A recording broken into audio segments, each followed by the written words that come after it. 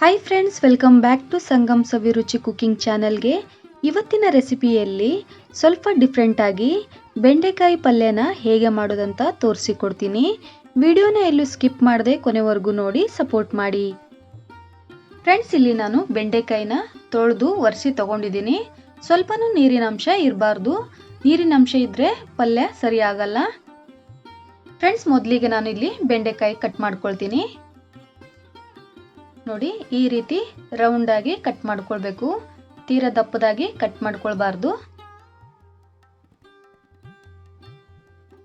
ನೋಡಿ, ಇದೇ ರೀತಿ ನಾನು ಎಲ್ಲ ಬೆಂಡೆಕಾಯಿನೂ ಕಟ್ ಮಾಡ್ಕೊಳ್ತೀನಿ. ನೋಡಿ ಫ್ರೆಂಡ್ಸ್, ನಾನಿಲ್ಲಿ ಬೆಂಡೆಕಾಯಿ ಕಟ್ ಮಾಡಿ ತಗೊಂಡಿದ್ದೀನಿ. ಇವಾಗ ಶೇಂಗಾ ಹುರಿತೀನಿ. ಫಸ್ಟಿಗೆ ನೋಡಿ, ಒಂದು 3 ಸ್ಪೂನ್ ಆಗುವಷ್ಟು ಶೇಂಗಾ ತಗೊಂಡಿದ್ದೀನಿ. ಇದನ್ನು ಹುರ್ಕೊಳ್ಬೇಕು. ಫ್ರೆಂಡ್ಸ್, ನೋಡಿ, ಶೇಂಗಾ ಹುರ್ಕೊಂಡಿದ್ದು ಆಗಿದೆ. ಇವಾಗ ಇದನ್ನ ತೆಗಿತೀನಿ. ಸ್ವಲ್ಪ ತಣ್ಣಗಾಗ್ಲಿಕ್ಕೆ ಬಿಡಬೇಕು.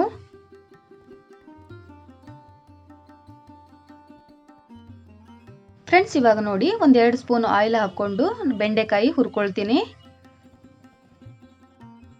ಫ್ರೆಂಡ್ಸ್, ಸ್ವಲ್ಪ ಬೆಂಡೆಕಾಯಿ ಇದ್ರೆ ಒಂದೇ ಸಾರಿ ಹುರ್ಕೊಳ್ಬಹುದು. ನಾನಿಲ್ಲಿ ಜಾಸ್ತಿ ಇರೋದ್ರಿಂದ 1-2 ಸಾರಿ ಹುರ್ಕೊಳ್ತೀನಿ. ನೋಡಿ, ಬೆಂಡೆಕಾಯಿ ಚೆನ್ನಾಗಿ ಹುರಿಬೇಕು. ಫ್ರೆಂಡ್ಸ್, ಚೆನ್ನಾಗಿ ಹುರಿಲಿಲ್ಲ ಅಂದರೆ ಪಲ್ಯ ಚೆನ್ನಾಗಾಗಲ್ಲ, ಲೋಳೆ ಥರ ಆಗುತ್ತೆ. ಅದಕ್ಕಾಗಿ ಸ್ವಲ್ಪ ಎಣ್ಣೆ ಹಾಕಿ ಚೆನ್ನಾಗಿ ಹುರಿಬೇಕು. ನೋಡಿ, ಈ ರೀತಿ ಹುರಿಬೇಕು. ನೋಡಿ, ಇಷ್ಟಾದರೆ ಸಾಕು. ಇದೇ ರೀತಿ ಎಲ್ಲ ಬೆಂಡೆಕಾಯಿನೂ ಹುರ್ಕೊಳ್ತೀನಿ. ನೋಡಿ ಫ್ರೆಂಡ್ಸ್, ಇವಾಗ ಎಲ್ಲ ಬೆಂಡೆಕಾಯಿನೂ ಹುರಿದಿದ್ದು ಆಗಿದೆ. ಫ್ರೆಂಡ್ಸ್, ಇವಾಗ ಬೆಂಡೆಕಾಯಿ ಪಲ್ಯ ಮಾಡಲಿಕ್ಕೆ ಮಸಾಲೆ ರೆಡಿ ಮಾಡ್ಕೊಳ್ತೀನಿ. ಫ್ರೆಂಡ್ಸ್, ಇಲ್ಲಿ ನಾನು ಶೇಂಗಾ ಹುರಿದಿದ್ನಲ್ಲ, ಅದನ್ನು ಸಿಪ್ಪೆ ತೆಗೆದು ಹಾಕ್ಕೊಳ್ತಾ ಇದ್ದೀನಿ. ಹಾಗೆ ಒಂದು 3 ಸ್ಪೂನ್ ಆಗುವಷ್ಟು ಒಣ ಕೊಬ್ಬರಿ ಹಾಕ್ಕೊಳ್ತಾ ಇದ್ದೀನಿ. ಒಂದು 3 ಹಸಿಮೆಣಸಿನಕಾಯಿ ಹಾಕ್ಕೊಳ್ತಾ ಇದ್ದೀನಿ. ಹಾಗೆ ಸ್ವಲ್ಪ ಕರಿಬೇವು ಹಾಕ್ಕೊಳ್ತಾ ಇದ್ದೀನಿ.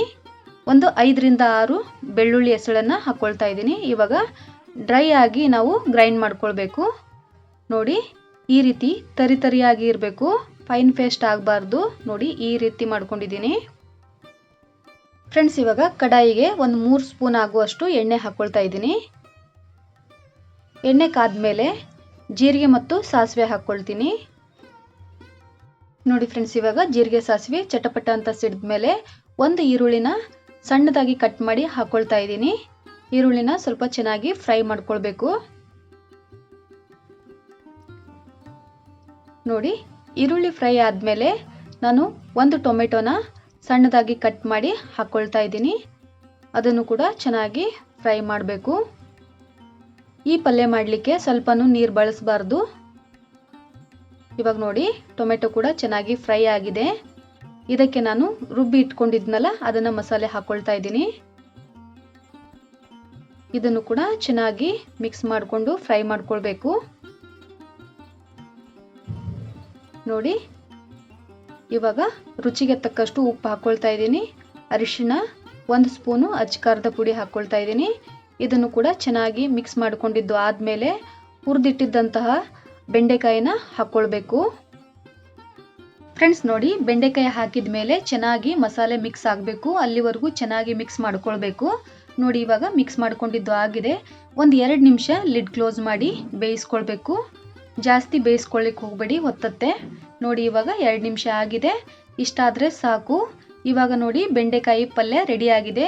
ತುಂಬ ಯೂನಿಕ್ ಆಗಿ, ತುಂಬ ಟೇಸ್ಟಿಯಾಗಿ ಬಂದಿದೆ. ಫ್ರೆಂಡ್ಸ್, ನೀವು ಕೂಡ ಈ ರೆಸಿಪಿನ ಟ್ರೈ ಮಾಡಿ. ಫ್ರೆಂಡ್ಸ್, ನೋಡಿದ್ರಲ್ಲ, ಇವತ್ತಿನ ರೆಸಿಪಿಯಲ್ಲಿ ಒಂದು ಯೂನಿಕ್ ಆದಂತಹ ಬೆಂಡೆಕಾಯಿ ಪಲ್ಯ ರೆಸಿಪಿ ಮಾಡಿ ತೋರಿಸಿದ್ದೀನಿ.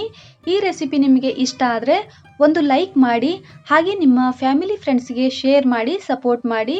ನನ್ನ ಚಾನಲನ್ನು ಯಾರೆಲ್ಲ ಹೊಸದಾಗಿ ನೋಡ್ತಾ ಇದ್ದೀರಾ, ಪ್ಲೀಸ್ ಸಬ್ಸ್ಕ್ರೈಬ್ ಮಾಡ್ಕೊಳ್ಳಿ. ಹಾಗೆ ಪಕ್ಕದಲ್ಲಿರುವ ಬೆಲ್ ಐಕಾನ್ ಪ್ರೆಸ್ ಮಾಡಿ ಆಲ್ ಅಂತ ಕ್ಲಿಕ್ ಮಾಡಿದ್ರೆ ನಾನು ಹಾಕುವಂಥ ಎಲ್ಲ ವಿಡಿಯೋ ನೋಟಿಫಿಕೇಶನ್ ನಿಮಗೆ ಮೊದಲು ಬರ್ತವೆ, ನೀವೇ ಮೊದಲು ನೋಡ್ಬೋದು. ಮತ್ತೆ ಸಿಗ್ತೀನಿ ಫ್ರೆಂಡ್ಸ್ ಮುಂದಿನ ರೆಸಿಪಿಯಲ್ಲಿ. ಅಲ್ಲಿವರೆಗೂ ಧನ್ಯವಾದಗಳು.